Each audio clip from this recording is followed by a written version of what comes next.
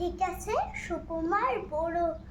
অসময়ে মেহমান ঘরে ঢুকে বসে যা বুঝালাম ঝামেলায় যত কটা দিক আছে তবু তিনি বললেন ঠিক আছে রেশনের পচা চাল টলটলে বাসি ডাল থালাটাও ভাঙা চড়া বাটিটাও লিক আছে খেতে বসে জানালেন ঠিক আছে মেঘ দেখে মেহমান চাইলেন ছাতা খান